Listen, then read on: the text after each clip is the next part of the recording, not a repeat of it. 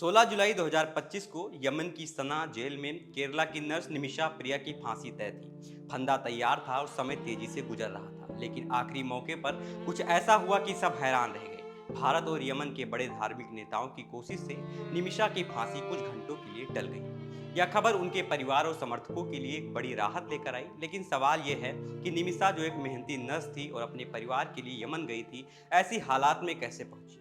क्या गलती कर दी थी उसने, या कोई और वजह थी? आखिर क्यों मिली उसे फांसी की सजा? आइए इस कहानी को पूरा समझते हैं। नमस्कार, मैं हर्षित शुक्ला। ये खबर आप देख रहे हैं द मिलार पे। निमिषा प्रिया, जिनकी यमन में उनकी फांसी आज यानी 16 जुलाई को होने वाली थी, केरल के पलखड़ जिले की रहने वाली एक समर्पित नर्स थी, जिनके मन में बड़े बड़े सपने थे। साल 2008 में वह अपने और अपने परिवार के लिए बेहतर भविष्य की तलाश में यमन चली गई। वहां उन्होंने अस्पताल में काम किया और अपनी मेहनत और लगन से सबका सम्मान हासिल किया। 2015 में निमिषा ने एक बड़ा कदम उठाया और यमन में अपनी खुद की क्लिनिक खोल दी। लेकिन यमनी कानून के मुताबिक उन्हें एक स्थानीय पार्टनर की जरूरत थी क्लिनिक चलाने के लिए। इसीलिए उन्होंने तलाल अब्दो मेहदी नाम के व्यक्ति के साथ साझेदारी की। यही फैसला उनकी जिंदगी की सबसे बड़ी गलती थी।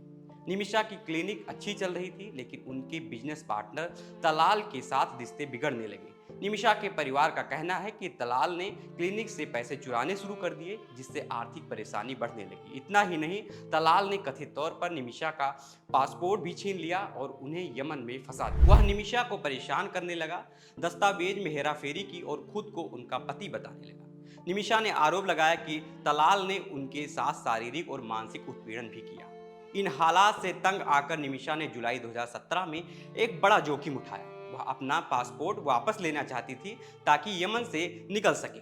इसके लिए उन्होंने तलाल को बेहोशी का इंजेक्शन दिया ताकि वह बेहोश हो जाए और वह पासपोर्ट ले जा सके। लेकिन दवा की मात्रा ज्यादा हो गई और तलाल की मौत हो गई। डर और घबराहट में निमिषा ने अपने एक सहकर्मी की मदद से तलाल के शव को टुकड़ों में काटकर एक पानी के टैंक में फेंक दिया। जब निमिषा यमन से भागने की कोशिश कर रही थी, तभी पुलिस ने उन्हें पकड़ लिया।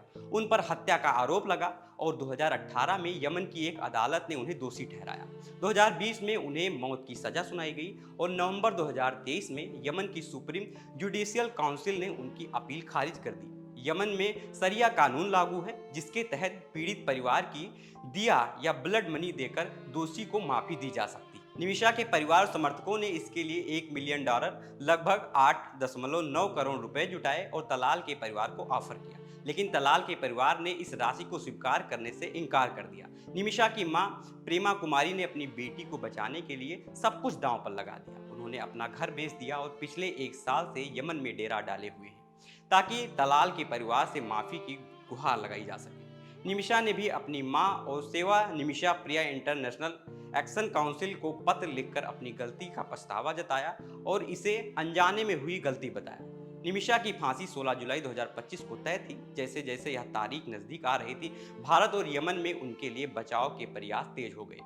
भारत के ग्रैंड मुफ्ती शेख कंथापुरम एपी अब्बूकार मुस्लियार और यमन के मशहूर सूफी विद्वान शेख हबीब उमर बिन हाफिज ने तलाल के परिवार से बातचीत शुरू की। कई दौर की बातचीत के बाद आखिर मौके पर तलाल के परिवार ने फांसी को 4 घंटे के लिए टालने पर सहमति जताई।